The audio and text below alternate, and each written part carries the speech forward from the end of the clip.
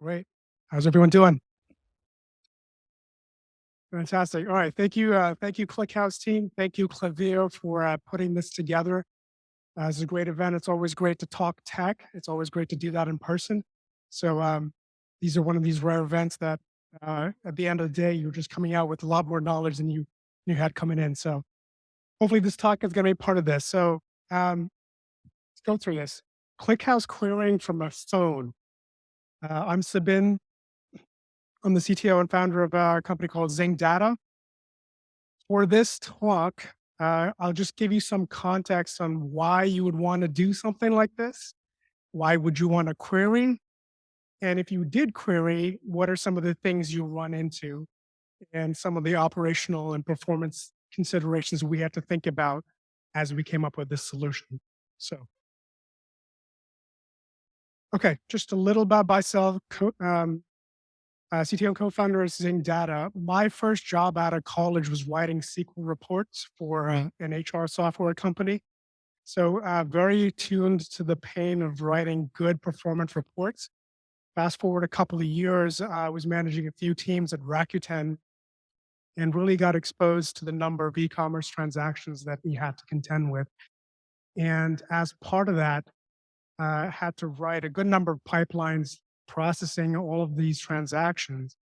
But at that point, no matter how fancy a pipeline we had, the consumption of that data was still a problem. People who would want to access that would not be able to get access. We had to do crazy things to be able to give folks access. There was offline reports. It was just a mess. And so I've been thinking about that problem along with my co-founder for a long time. And over the last few years, there's been a great amount of tooling for data infrastructure, but the consumption experience is still problematic. And so this is what we took out to solve at Zing Data. So just really quickly, just want to establish context here before I go into some of the things we ran into.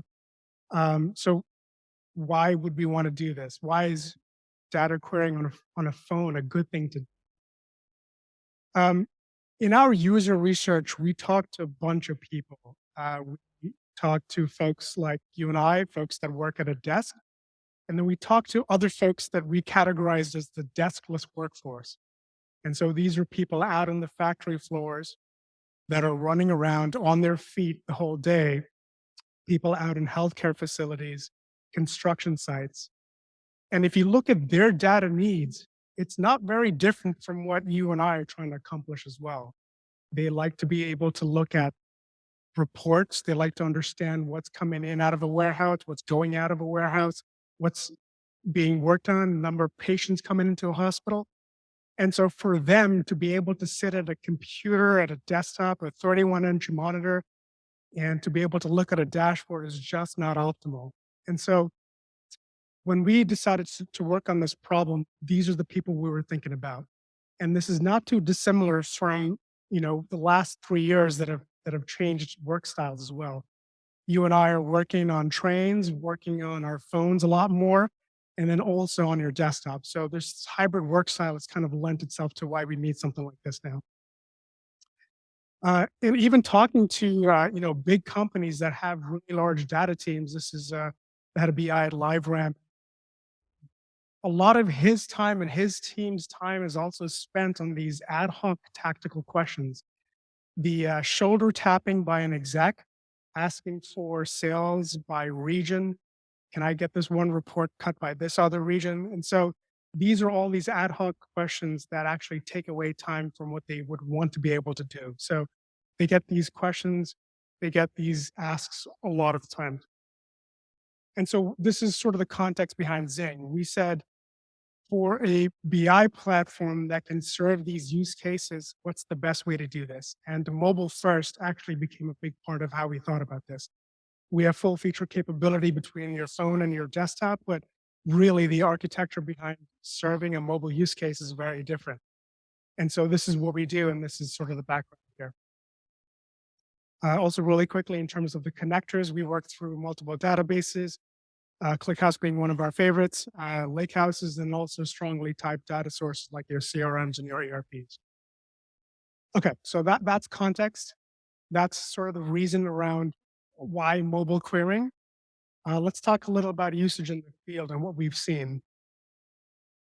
7-Eleven, global, not US based, is actually an interesting use case here. They reached out to us completely organically, initially had a use case for their franchise store operators to be able to look at daily sales.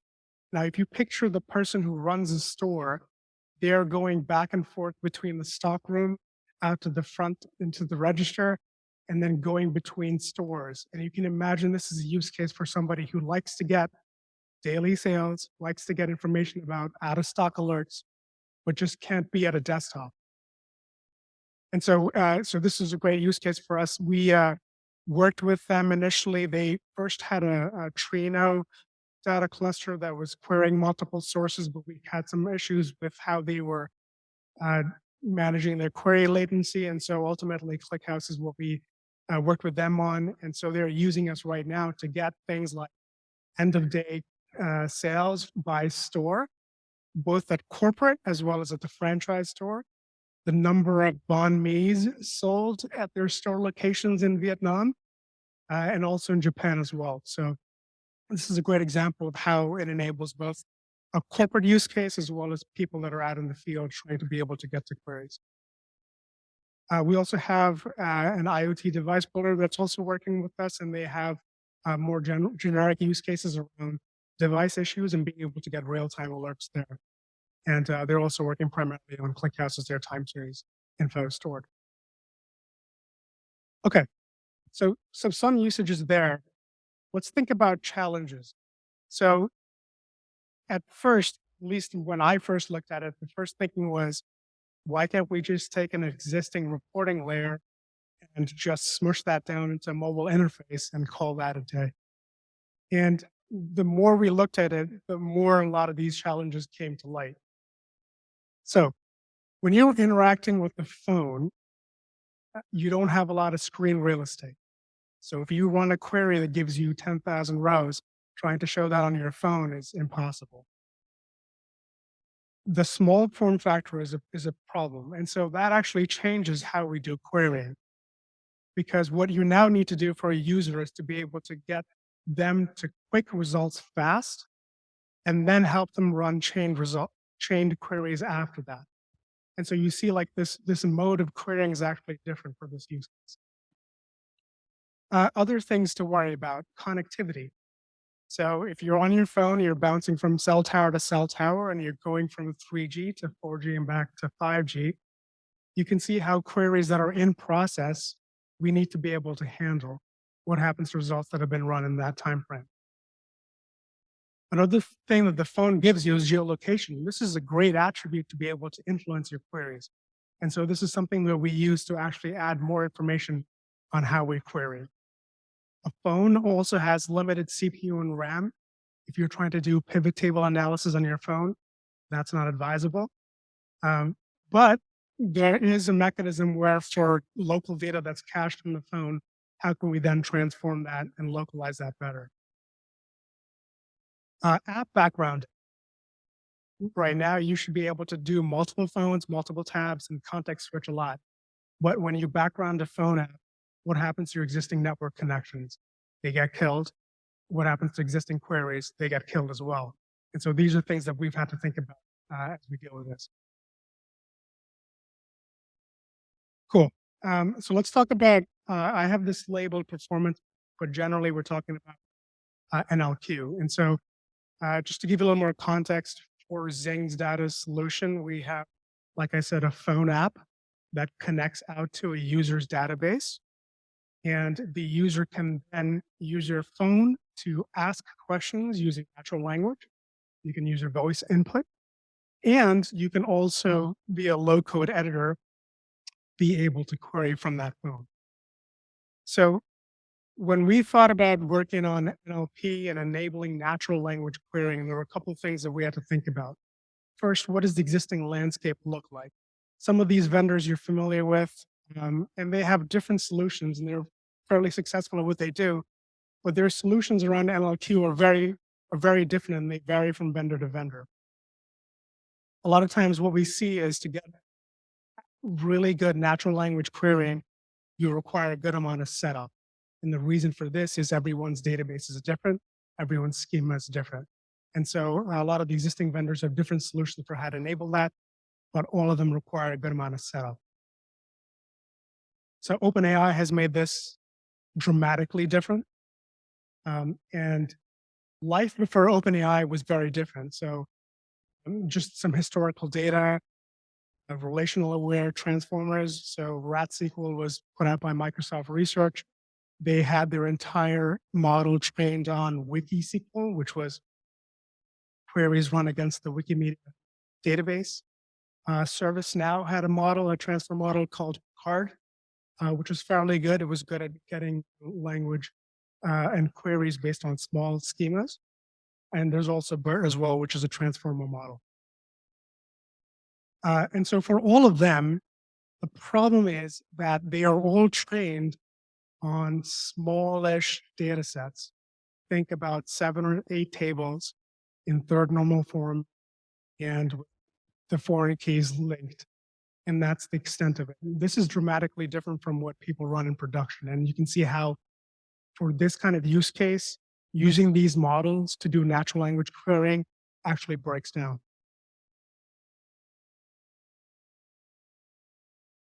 Okay. Okay. So for OpenAI, how does that work? It's great. You can use it for text to SQL. There are a good number of things to worry about. Hallucinations are a big problem with OpenAI, Google's Palm V2 models, or any of the new popular models. I know Llama V2 was released earlier today. Hallucination is a problem where if you provided a prompt, the resulting SQL you get back and hope to run uh, has tables that don't exist, even though you specifically said make it work within this schema. So this is something you have to counter for. Um, there are some practical considerations as well. OpenAI is great in that you have a now good inference API that you can run against. You don't have to worry about hosting your models. You don't have to worry about training your models and doing transfer learning and incrementally updating those models as well. So these are all the advantages that OpenAI brings you, but there are some things to think about as well.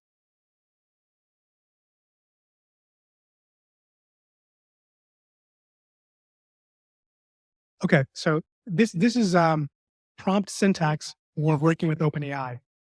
What you give it is your schema. There are other folks that will also send it its DBT models. You can do that if you want to. But very simplistically, you have your schema, you provided your field names, and then you design your prompt to ask it the question that you're trying to ask. And this works well and not so well in most cases. So a good thing is that OpenAI's model, the GPT-4 model at least, and versus the 3.5, 3.5, and even the other models, they're good at understanding partial fields. So if I have a field name TXN, it understands that that's transaction. It does joins pretty well. You know, you can give it a schema. You don't have to define your relationships. As long as your column names kind of match, it can do a best guess attempt at doing a join. And it's just good out of the box. You just don't have to do any kind of training. You don't have to do any kind of setup, and it does all of that automatically. The problem though is all of this will give you back SQL. You can run it. You'll get back a data table. Translating that to a chart requires some understanding of the schema. And so this is where at Zing, we've thought a lot about having to counter what we get back from OpenAI and how best to visualize and how best to inference that. Other things are reverse lookups. So I've got a customers database and I've got orders database, and I have countries represented in the orders database. If I ask a question, show me top orders from Japan, you can't do a reverse lookup because Japan is one of the fields in that table. So, so some things to think about in how you construct your NLP query as well. And then there's also the token limit. GPT-4 has changed that. You can do 32,000 tokens, I believe. And so that gives you a lot more context in how much schema you can send it. But that's good and bad in that up beyond a certain number of tokens, the query that you get back actually suffers from more hallucinations. So this is just a quick example how we do natural language. There is, a voice interface. There's a microphone access that you can enable to actually speak into it, and we will run with multiple languages. We'll run it with multiple schemas, and we'll run it with multiple models to avoid this hallucination problem. To be able to show that properly. Just the animations are not showing. Okay, ignore that. But what is this problem with SQL querying though? Stable diffusion, if you put in a prompt asking about a movie poster for all the data everywhere all at once, it gives you back some representative samples, but it's just not something you would run with. None of those are things that I can show as production worthy. And this applies to how we do SQL queries as well. There is a big problem in being able to get deterministic output from NLQ queries. And so deterministic is important. And so this is at Zing Data, we believe this is sort of the crux of the experience. For your queries, you should be able to ask it the question. You should be able to get the right result all the time. That can't change if you run that same question tomorrow or day after, which is not what we've seen with OpenAI based on what server you're hitting. So in this example, there's actually an axis that you can drag columns onto, and you can kind of construct your question. While we believe the NLQ experience is interesting and easy for people to get started, the deterministic approach is what we believe is a daily use case for everybody. Okay, going back to the LLM use case, what we do right now is run through this query, the result of the prompt through multiple models. And there's also fine-tuned models you can set in.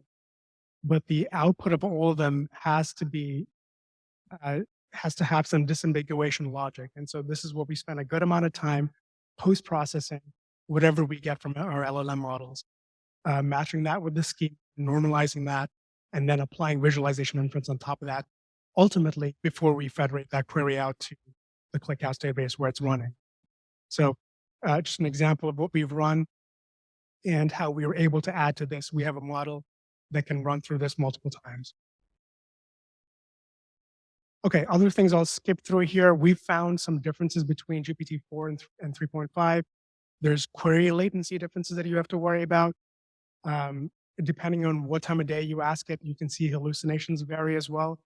There are temperature settings, if you've worked with the OpenAI, that can turn up creativity or turn down creativity. In a prompt that has SQL schema, you don't want it to be more creative, but you also want it to be somewhat creative in that it can do joins appropriately. So these are things that matter. Okay, let's get through some optimizations. So just a quick architecture overview for what we do at Zing. We get the query from the phone or the desktop. We're running it through our ingress. We are query shaping that, optimizing that query, and then federating that back out to the user's database before we're able to ultimately show those results. And so in that example that I mentioned earlier, if you're on a phone and if you're asking it, give me all the sales for the last year, and your result set is 10,000, 10 million rows, that's a problem because we're not able to show that in the real estate that we have. And so one thing that we have to do on the back end is kind of account for this. A simple query on sum of sales price. This is actually run on a Starburst cluster. This is 10 minutes in and I still haven't gotten a result. This is on the SF10000, which is a 10 terabyte database. And you can see how this is sort of a death knell for a mobile experience. You just can't wait that long. You can't allow it to take that long and have the user still expect to be on that same screen. So what we make good use of is your ANSI SQL rank and window functions. This is a better way to do things than doing a simple limit, which is a quick, easy way to do things, but it's just not giving you a representative sample.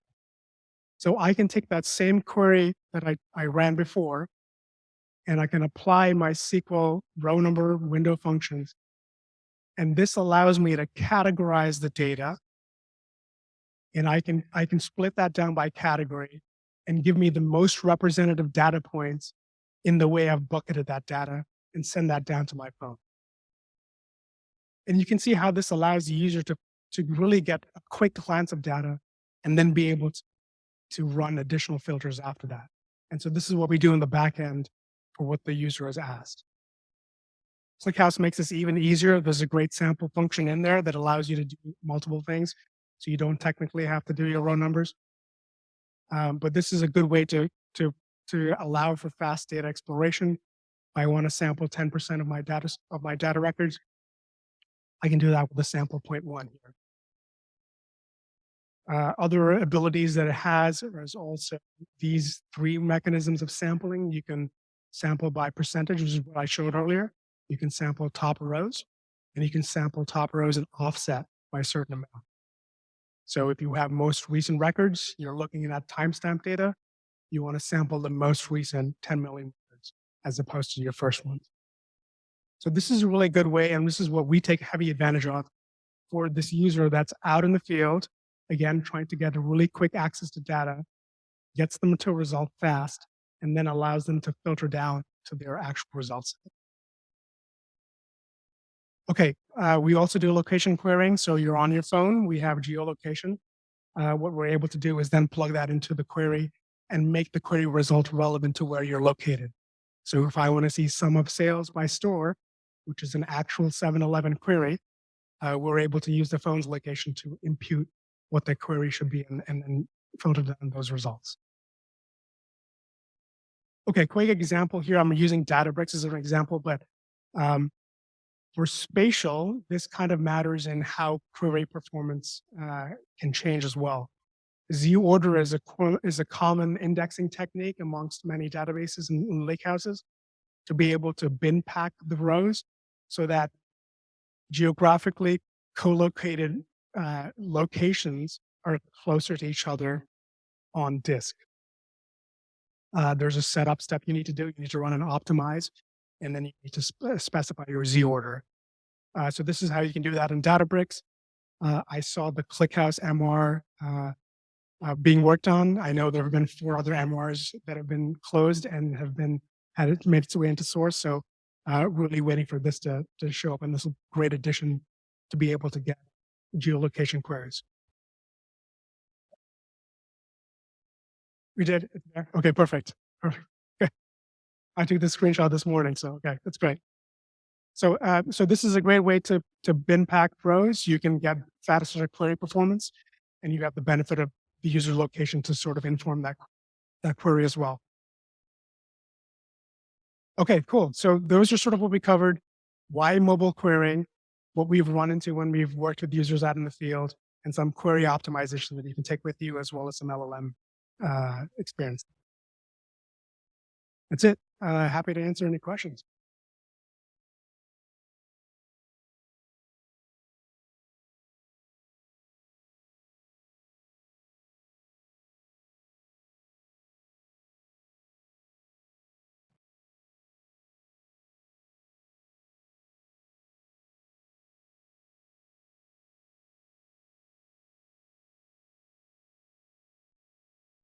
Yeah, so there's varying degrees of quality. So if you worked with Google's PaLM V2 models, the text Pythons, uh, it's Google BigQuery SQL syntax is spot on. I think it's running through its own parser.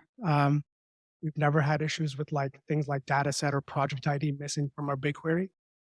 But if you ask it a Postgres query and if you give it a case sensitive table name, it'll come back without quotes and the query will just fail. OpenAI does not have that problem. So it's very interesting to see some differences. So right now we are weighting by dialect. So certain dialects will have higher models.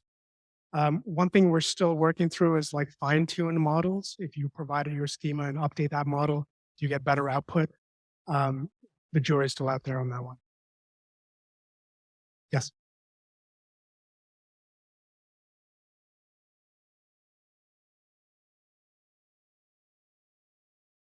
Yeah. Yeah. So OpenAI specifically, we found the GPT 3.5 models worse off than the Codex models, which is not available because of copyright issues. The Codex model was a lot more deterministic. We're getting some strong SQL. And in the case that it can't understand it, he would say so. With GPT 3.5, the DaVinci models, and with OpenAI 4, it takes its creativity to a whole another ballgame. And so those are things we have to typically counter for because schema is a known thing. So those are the differences we found. But the Codex model, if you want to use it, is still available on Microsoft on Azure, uh, not available on OpenAI. Dave,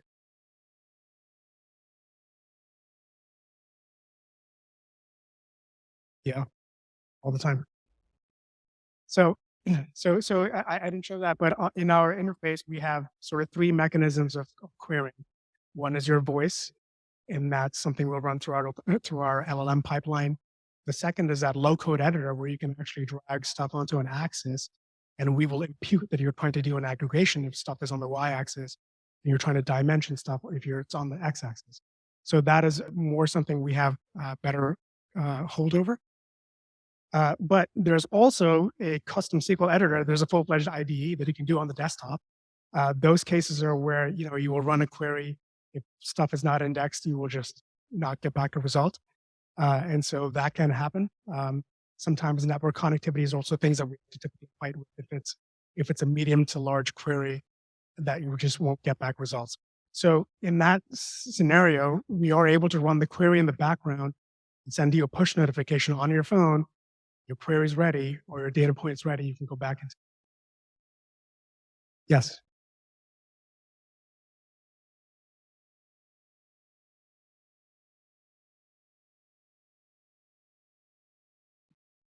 Yeah, absolutely. So this is something we're still optimizing on. So when you right now on Zing run a query, and if it's a large enough data set, we will show you a disclaimer that this is a sampled scenario and this is what we sampled by.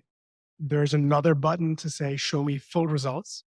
And typically we can't chart that because it's if you're on a small device, we can paginate your data results.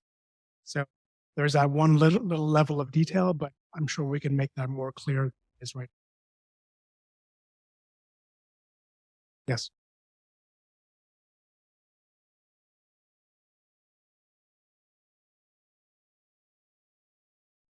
correct. Backend.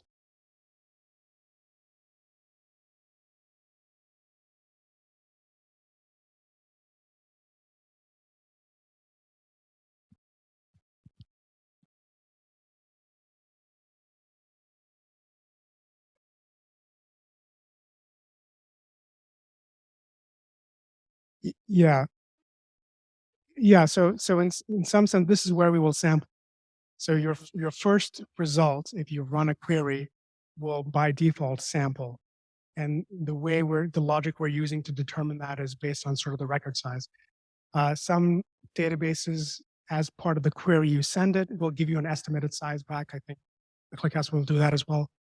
Depending on the driver you use, if you're using a JDBC connector, that will give you streaming as opposed to an API, an HTTP-based connector, which will page the results.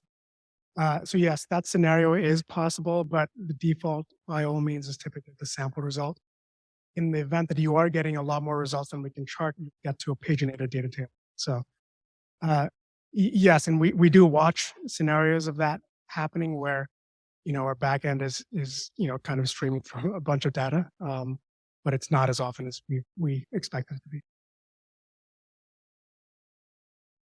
Oh, sorry, I didn't see you.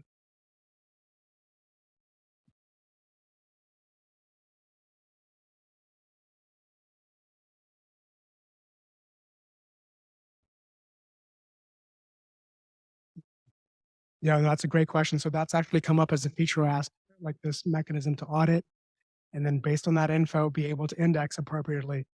Um, yes, so for some dialects, we're able to work with. So, for example, Google BigQuery, you can actually audit out the logs into a bucket, and you can pull those down, and you can run analysis on that. We haven't made that a product feature, but that has certainly been an ask.